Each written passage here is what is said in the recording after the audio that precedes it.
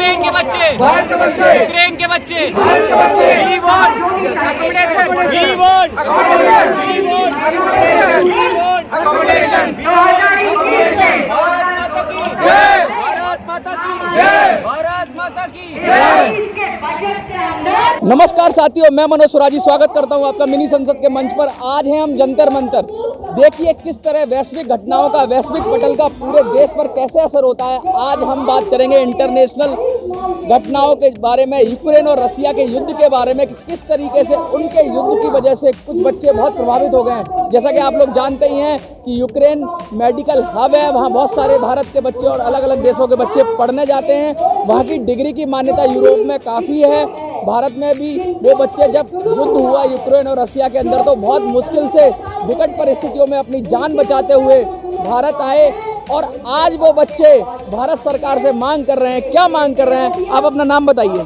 Sir, मेरा नाम हर्ष है और हम सब मांग कर रहे हैं कि हमें अकोमोडेट करा जाए इंडिया के अंदर। जो हमारी पढ़ाई रुकी हुई है उसको पूरा करा जाए इंडिया के अंदर, क्योंकि हमारे पास वापस जाने का कोई विकल्प नहीं है, दूसरे देशों में जाने का कोई विकल्प नहीं बचा है। हमारी जो पढ़ाई मेडिकल की रुकी हुई है उसको यहाँ पे पूरा भारत में कराया जाए, यही हमारी डिमांड है गवर्नमेंट से। क्योंकि वैसे ही भारत में डॉक्टर्स की कमी है, तो आप लोग तो ऑलरेडी कुछ वहाँ से आए हैं, तो आपको सरकार क्यों नहीं ऐसा सोच रही है? आपके बारे में सरकार आपसे मिले किसी मिनिस्टर या किसी से?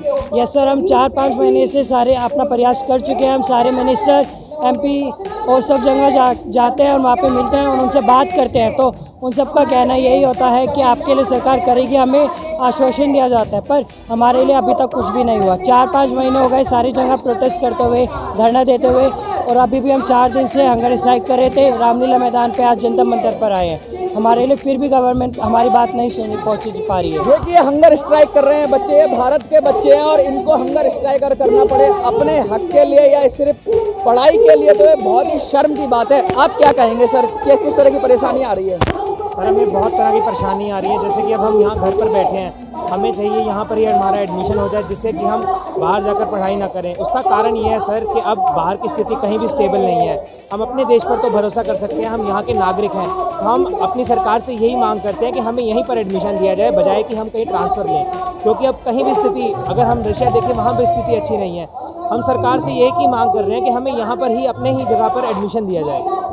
एडमिशन अगर आप लोग मांग रहे हैं, तो क्या सरकार, अगर कोई, जैसे कि यहाँ एडमिशन होता है तो एक एंट्रेंस की प्रक्रिया होती है, उस प्रक्रिया से गुजरना होता है, तो क्या ऐसी प्रक्रिया भी अगर सरकार कुछ बनाएगी तो आप क्या कहना चाहेंगे इसमें से?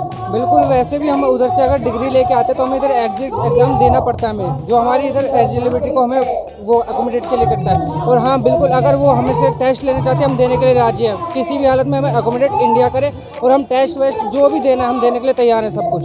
देखिए कितनी अच्छी बात कही है कि ये हर किसी रूल से एटलीस्ट इनके लिए एक रास्ता खोला जाए। ये हर तरीके से अपने आप को प्रूव करने के लिए तैयार हैं, लेकिन इनको इनका हक चाहिए, इनको एडमिशन चाहिए, ये टेस्ट देने को भी तैयार हैं। और क्योंकि इनकी कुछ पढ़ाई हो चुकी है तो उस स्तर पे सरकार को प्रयास करना चाहिए। आप क्या कहना चाहेंगे?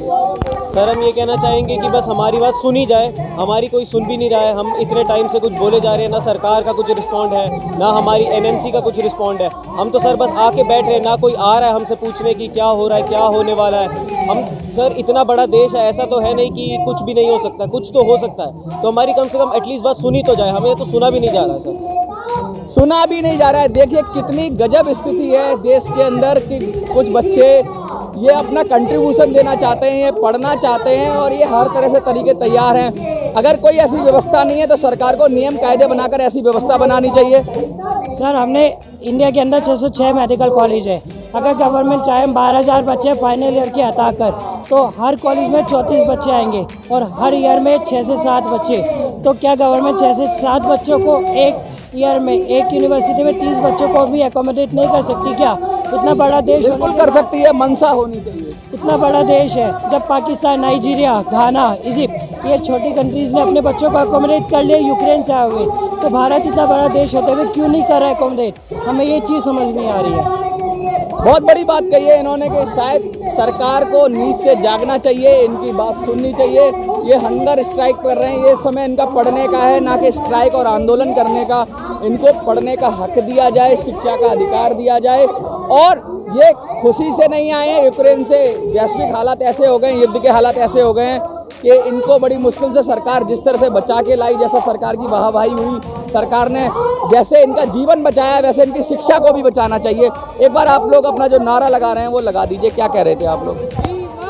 अकोमोडेशन, अकोमोडेशन, भारत का भविष्य, भारत का भविष्य, जय जय मातरम, मातरम। अगर आपको वीडियो अच्छी लगती है, इनका मुद्दा जायज़ लगता है और आप इनका समर्थन करना चाहते हैं तो वीडियो को लाइक करिए, सरकार के अधिकारियों तक पहुंचाइए, सरकार के मंत्रियों तक पहुंचाइए, सरकार तक पहुंचाइए, शेयर करिए, चैनल को सब्सक्राइब करिए। जय हिंद, जय भारत।